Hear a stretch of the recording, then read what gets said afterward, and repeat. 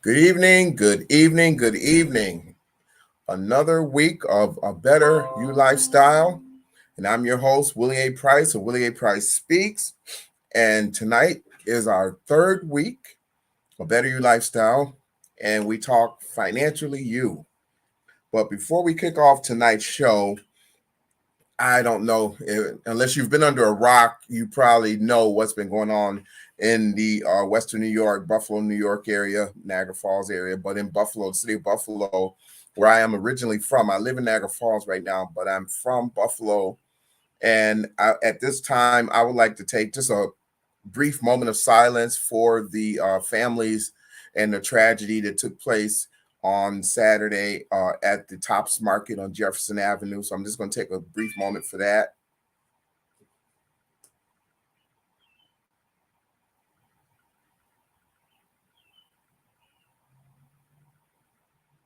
Okay. So now, again, I just want to take a moment to just, give recognition to the families and to the people who lost their lives on the senseless tragedy that took place on Saturday, Jefferson Avenue Tops Supermarket. And I am very familiar with that supermarket because I was just there Friday. I was there on Friday. When I go to Buffalo, I have a contract that I help do some things in Buffalo. And when I'm in Buffalo, I'll stop in that market because they're known for their chicken, their fried chicken there, which is really funny in some sense. But that place is pretty popular for their chicken. So I went there on Friday, and I didn't go for the chicken. I just kind of went there just to walk around and see some. I know some people that work in the store and things, and so I went to the store. Then I left and went over to the to the Apollo Theater, which is not too far, which was actually right across the street. So I normally end up at the Apollo because I do a lot of programs and activities at the Apollo. So I always stop in there when I'm in Buffalo. Like I said, when I'm in Buffalo, I try to stop in to see some of the people and do some of the things that I normally would do or haven't done in a while when I'm in Buffalo. But normally I'll stop in that Tops on Jefferson, and then I'll go to the Apollo and hang out with those guys for a while. So I want to give some recognition to the families and to the people who lost their lives on Saturday, because again, I was just there on Friday, and I know that could have been really a bad situation if anything like that happened on a Friday. But again, tonight is a Better You Lifestyle. This is Financially You, which is talking about finances.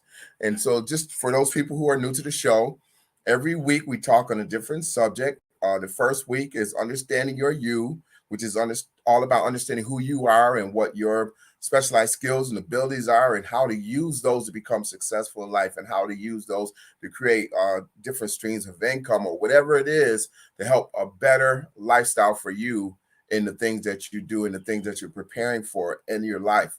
Second week is always A Mother's Love. And A Mother's Love talks about how we can work with our children to prepare them for success. The same way, understanding your you, preparing yourself, how can we prepare our children for success?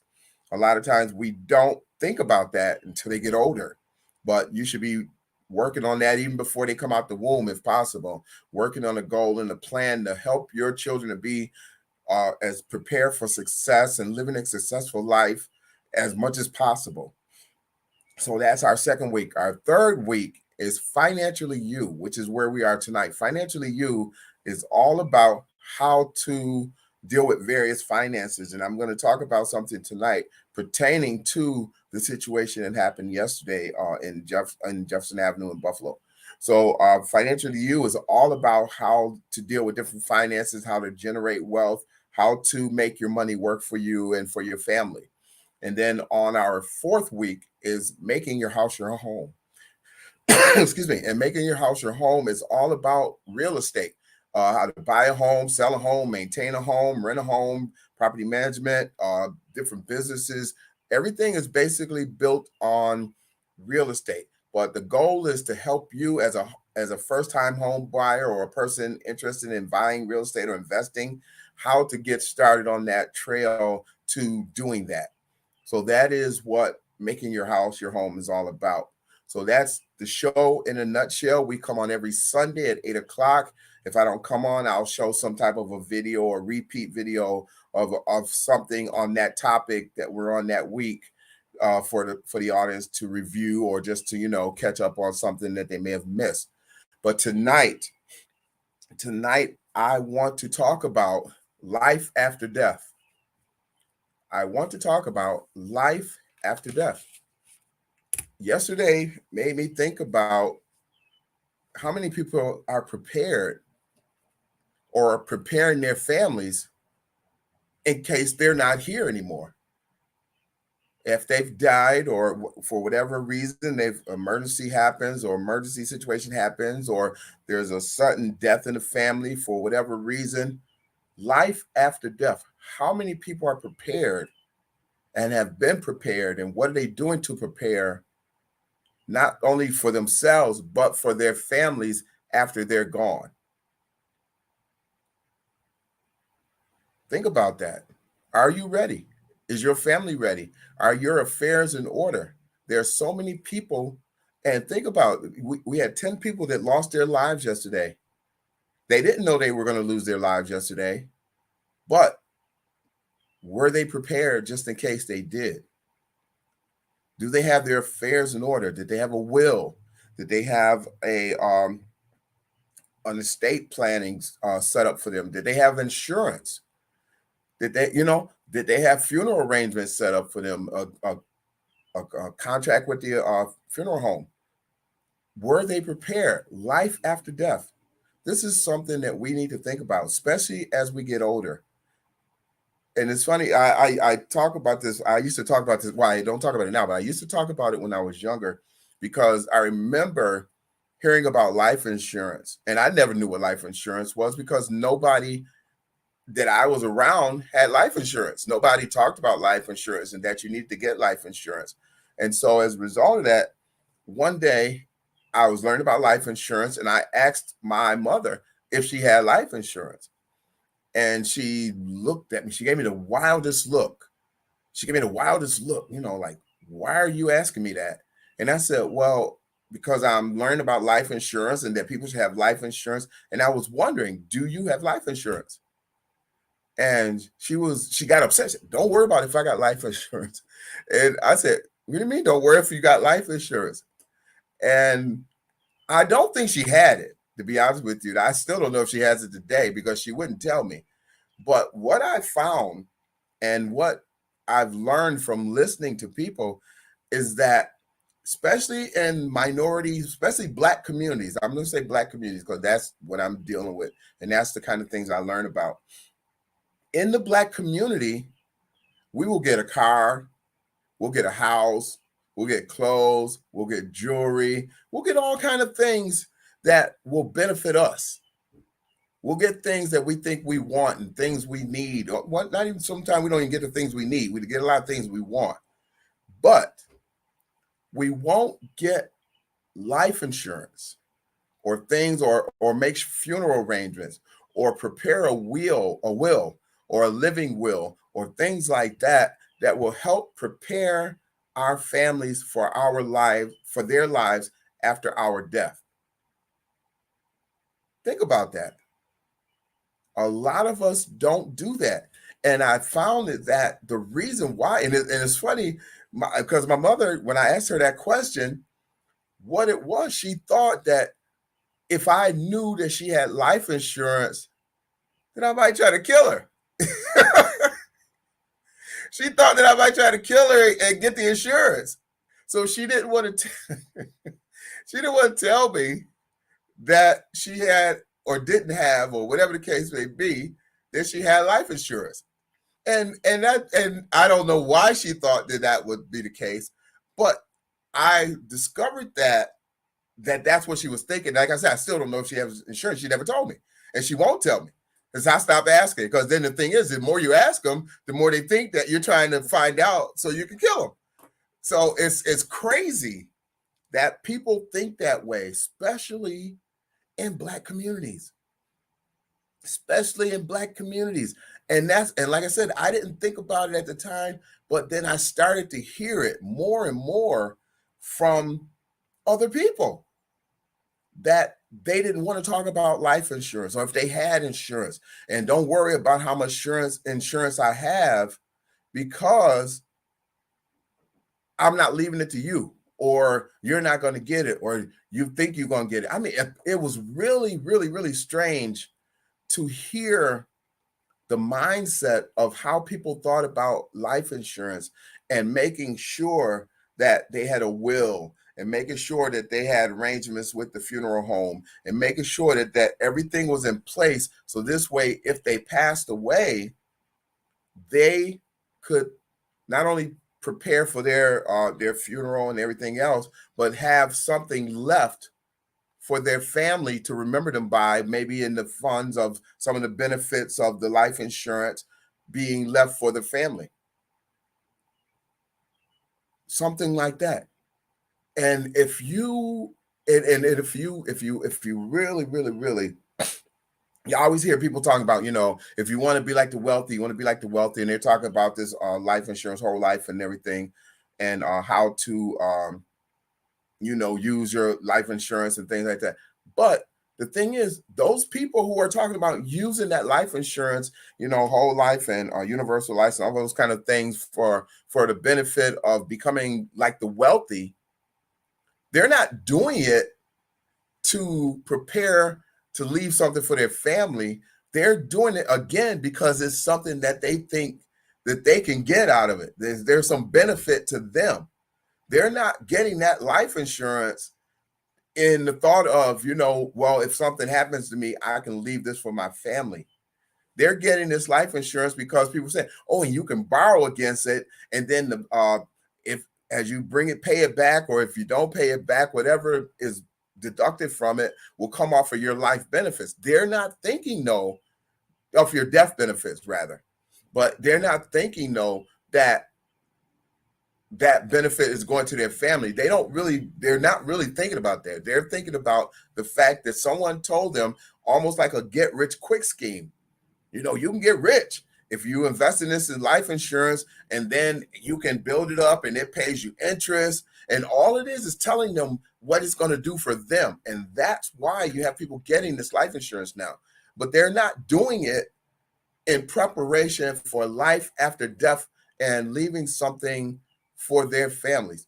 If you really, really, really, really want to be like the wealthy, if you really want to be like those people who they're talking about with this life insurance, you should look at the history of how life insurance has worked for them and their families. If you look at all the wealthy people, the wealthy people, not rich people, because some rich people don't do it either. If you look at what wealthy people do, they get those life insurance policies, and then what they do is they earmark them to go to their heirs or their grandchildren. There's some that goes to the funeral home that pay for their arrangements. But then what happens is they may have it where the young children, they're going to get X amount of dollars when they turn 18, and then X amount of dollars when they turn 21. They have all this stuff set up. So now when that child gets to that age, they have $1 million or more, because now it's building up interest till they get to 18. So they may have $1 million coming to them at the age of 18, or maybe 500,000 at the age of 18, and then another million when they turn 21. But what they're doing is they're preparing their families to be wealthy, leaving something behind for their families to grow and not have to struggle. That's how the wealthy do it. They're not doing it for themselves. They do benefit. They do benefit from that insurance.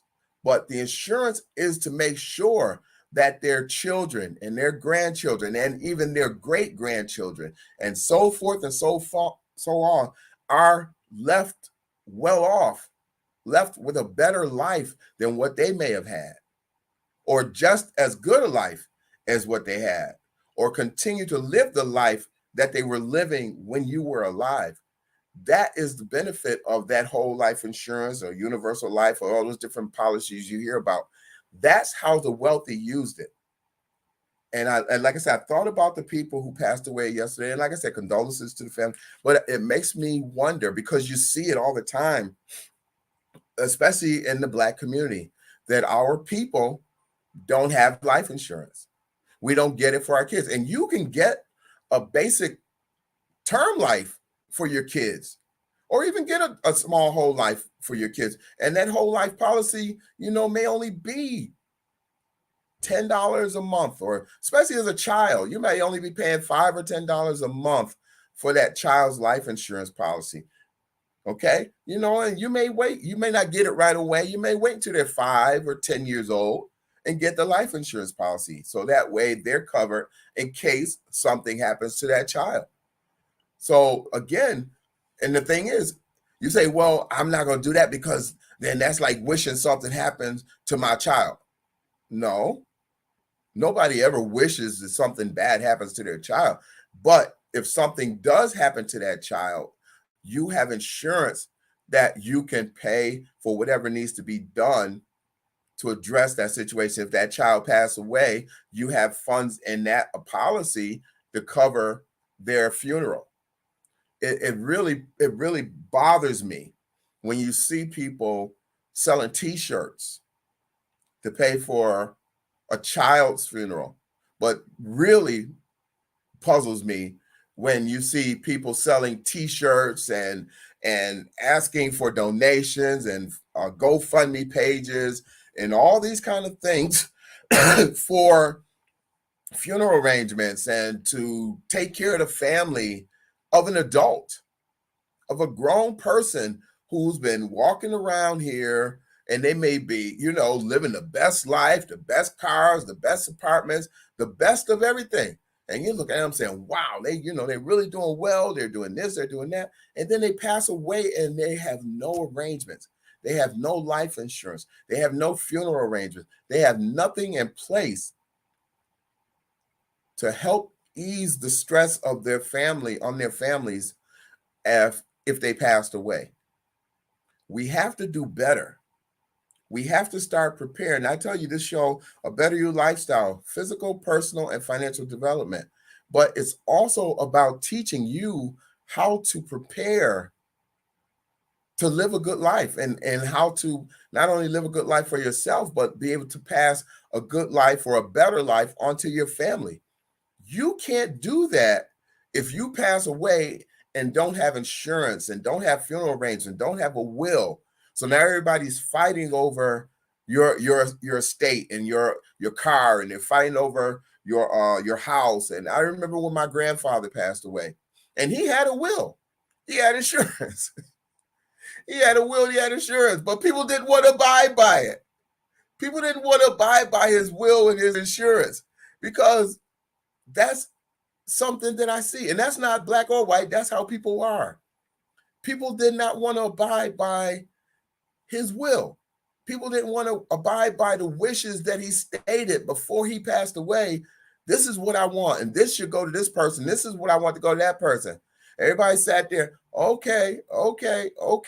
And then when he passed away, oh no, they're not getting that. And I'm keeping that. That's my, and it went to hell.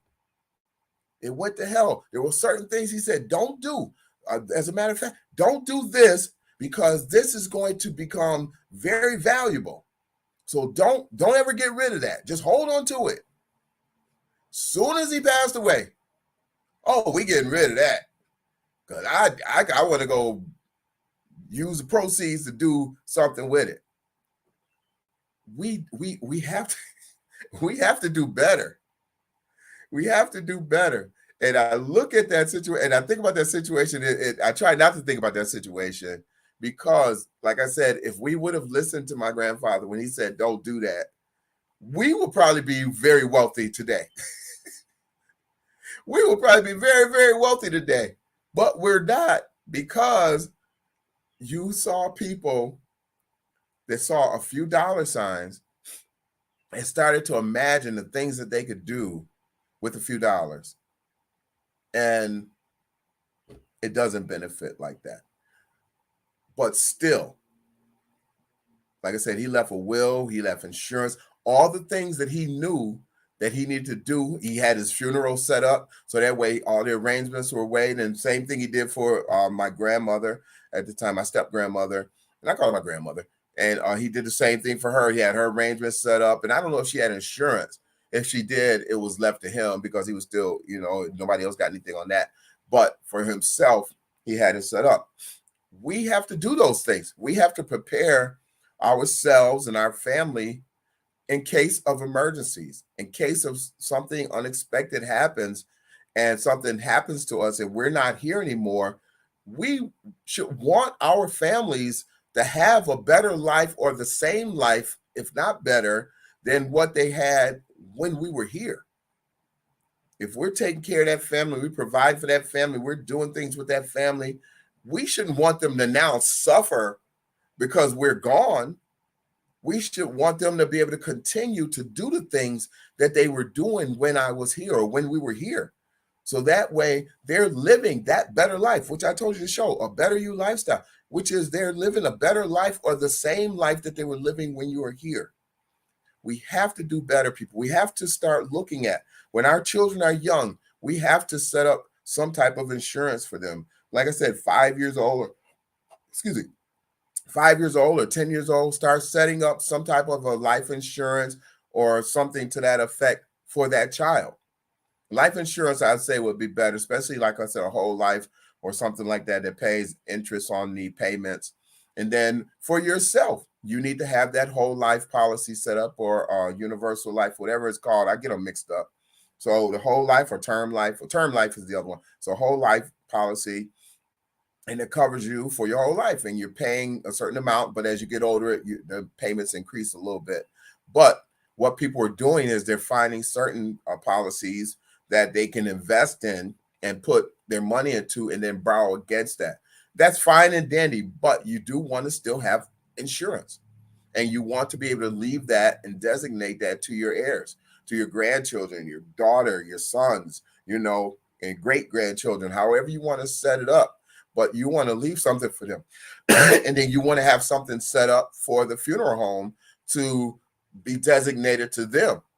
So this way people aren't arguing about, okay, well, how are we going to divide this up and pay for it or whatever the case may be? Nope, it's already designated to the funeral home. So the funeral home has already made arrangements, already have the casket picked out, all the information that they need primarily. And then that amount that is due to them that they already know is coming from the insurance company, they take care of all the arrangements and they know they're going to get their money from the insurance proceeds because it's already been designated to go to them.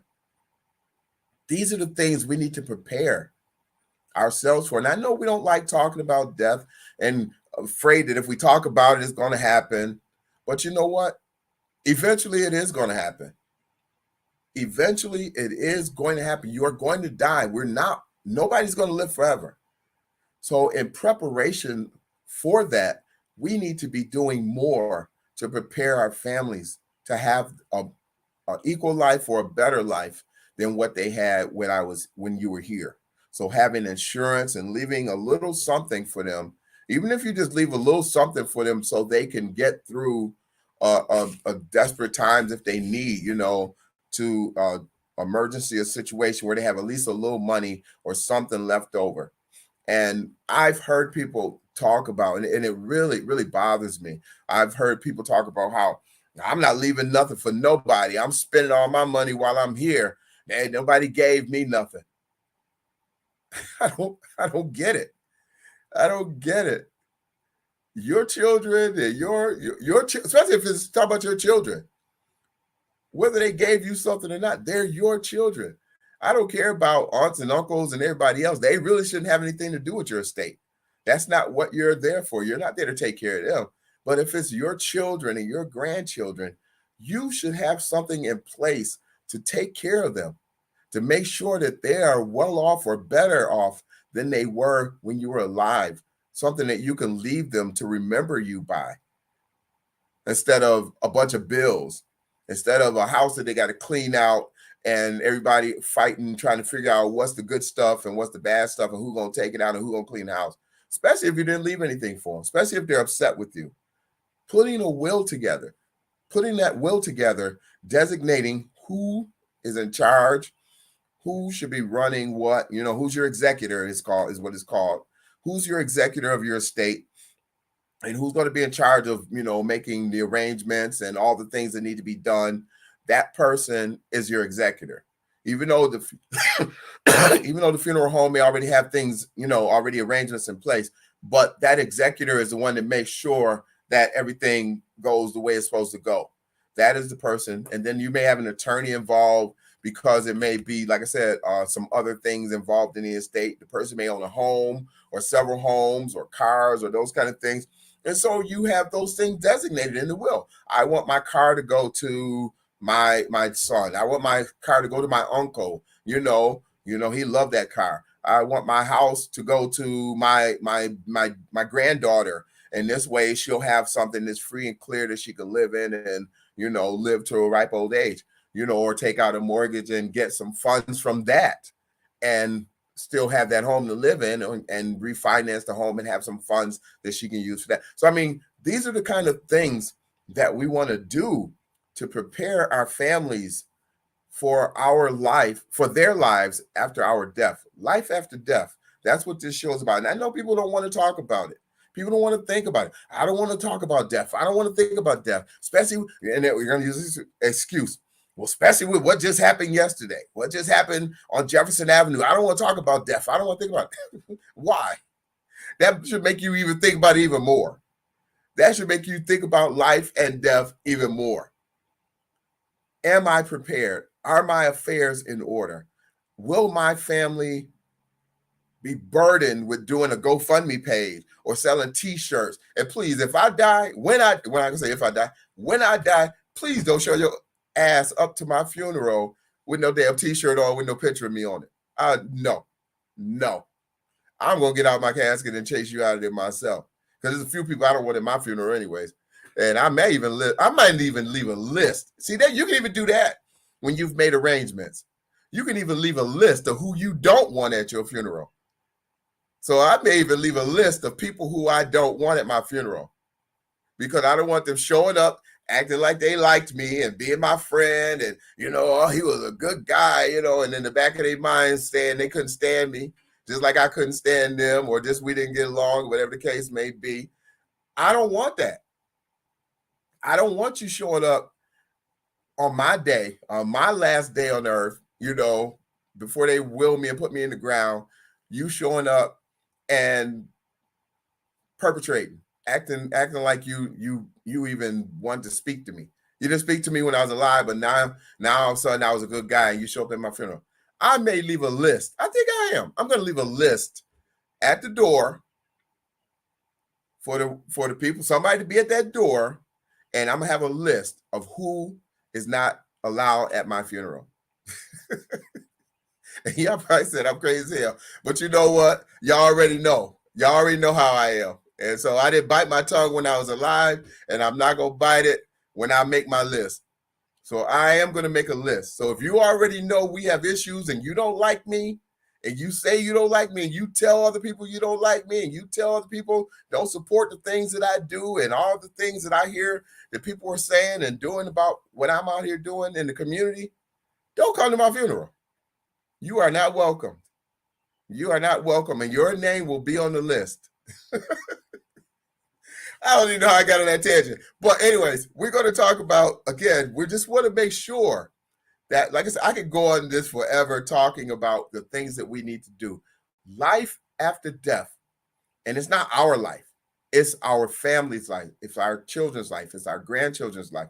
It's preparing so they don't have to have a struggle, especially for our funeral arrangements, especially for getting our homes cleaned out. And because, you got a bunch of stuff in there that don't nobody want, and you want to get that stuff removed and thrown out, so that way your family's not stuck with that, or they can go through and get certain things that they want and then have the other stuff removed. But if you have funds put in place to do those things, they don't have to go move it. You can call some people, you box it all up, and they can have somebody come. They have companies, that will come and do those things and come and take all that stuff out. So that's what you want to do.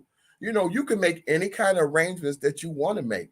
But the thing is, you have to start off with life insurance. some type of insurance that covers your family, covers you, covers just like you have car insurance. You have auto, well, some of us have car insurance because it's a couple people out there driving around with no insurance anyways. So I mean, the thing is, but insurance is to make sure things are taken care of, whether it's a car, whether it's a home, whether it's renters. They have renters insurance. So I mean, there's insurance that covers everything. So life insurance, that's what it's for, to cover your life, to cover your expenses, to cover your family in case something happens to you and you need to leave something for your family. That's what it's for. That's what that insurance is for. So we want to make sure that if we don't do anything, we want to make sure that our affairs are in order, that we have some type of insurance. If you're an older person, if you don't have insurance in place right now, you should go out and get a term life policy if you can. You know, it's going to be a little more expensive, but I think the whole life is even more expensive. Check and find out. And you may only get like a term policy of $20 or $30 or $40,000 and get a $5,000 funeral. You don't have to go out in a white horse and carriage, but get something that will cover your insurance and then leave the rest to your sons and daughters or whatever, split it up, or depending on how many kids you have, and leave that to them. Something, leave them a little something other than bills and things to be responsible for. Then set up that insurance, like I said, for your kids. When they turn 5 or 10 years old, start getting like a policy for them as well, because you never know if something may happen to them. Or if it doesn't, that interest on that insurance policy is going to build up anyways. But the thing is, if something does happen to that child, you have the insurance money to help pay for their funeral or whatever happens to them.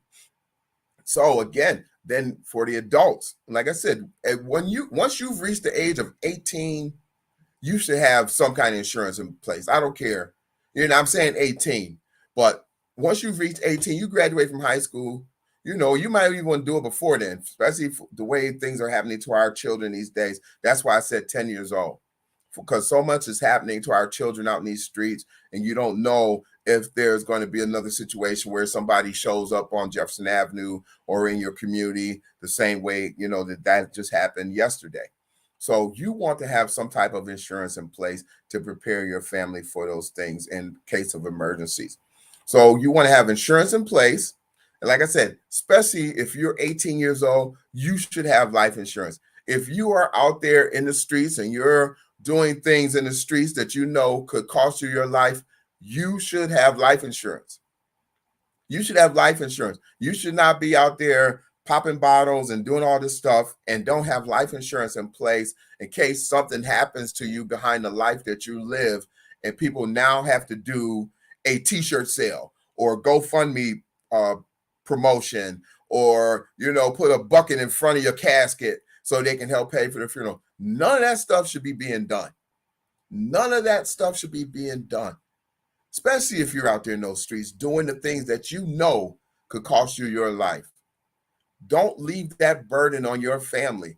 If you got the money to be out doing those things, buying nice cars and rims, $2,000 rims and all this kind of stuff, $2,000 to pay for your funeral. $2,000 pay for your funeral. Maybe $4,000, but still, you'd at least put half of it down.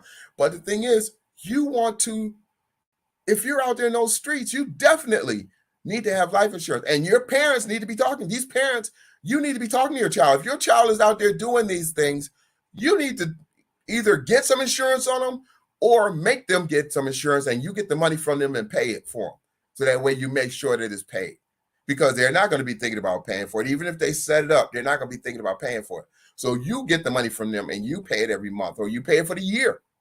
Pay that insurance for them for the year, every year.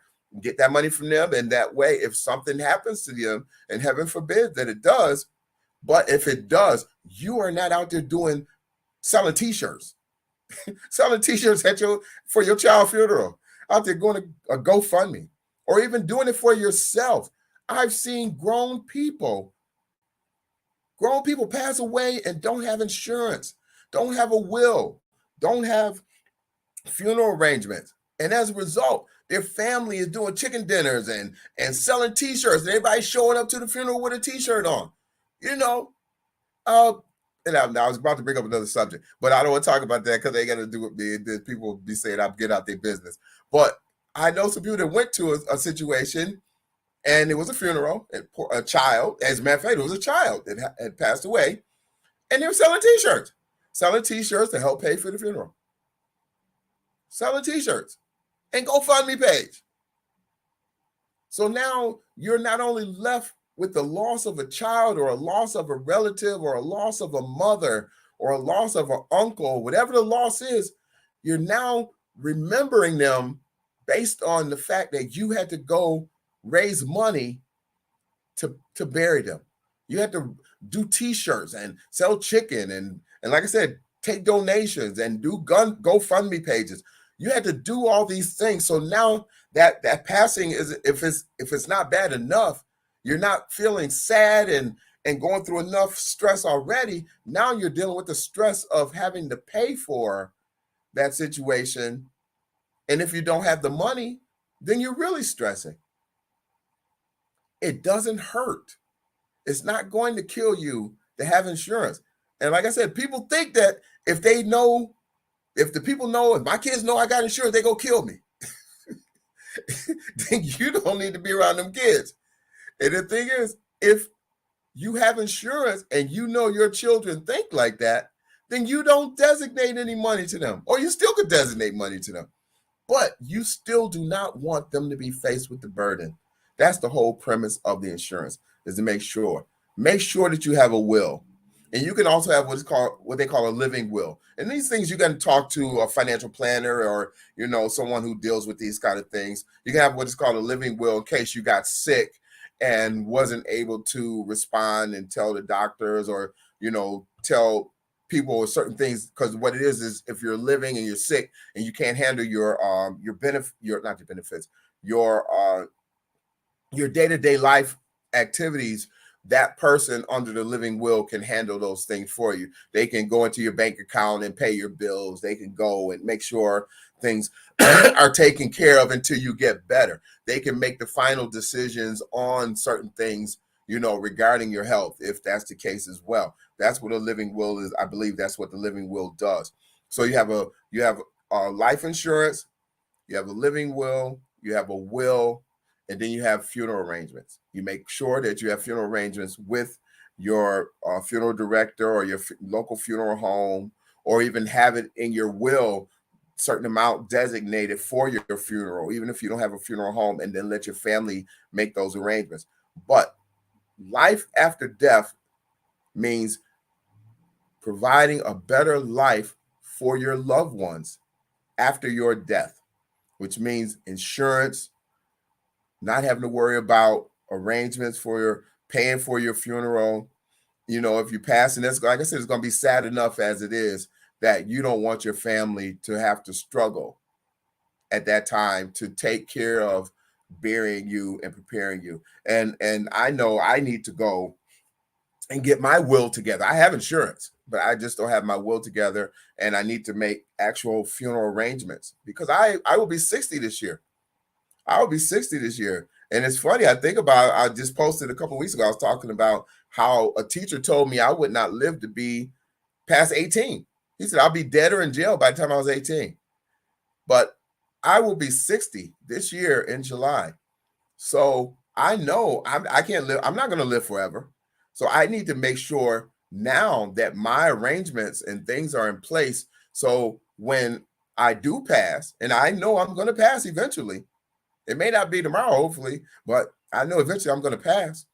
I need to make sure that my funeral arrangements are made. I need to make sure my will is in place. I need to make sure that my insurance is all set up so my daughter and my granddaughter are taken care of when I'm gone, and have either an equal life to what they have now or a better life based on that insurance money that's being left for them. This is what you want to do. This is how you want to have a better lifestyle, not only for yourself, but for your families, by making sure that you have the things in place to take care of your families. And like I said, you're going to probably hear about some of those people who passed away on Jefferson Avenue not having insurance, not having a will, not having arrangements with the funeral director. So their families are going to be struggling. You're going to see people doing fundraisers and GoFundMe pages and all kind of things to help pay for this situation. And it's sad. The situation itself is sad enough, but having to go through that as a family while going through the terror of what happened to your family member just makes it even harder and makes it even worse. So I'm going to end on that note. Again, my name is Willie A. Price. Willie A. Price Speaks. Life after death, preparing a better life for your children and your family members after your death. Again, condolences to the families of the people who were, murdered, senselessly murdered on Jefferson Avenue at the Tops. And please continue to pray for those families and pray for your own family and do the right thing. Get your insurance, get your affairs in order, get your will in order, and have a great week and have a blessed week. Again, Willie A. Price Speaks. See you guys next week, making your house your home.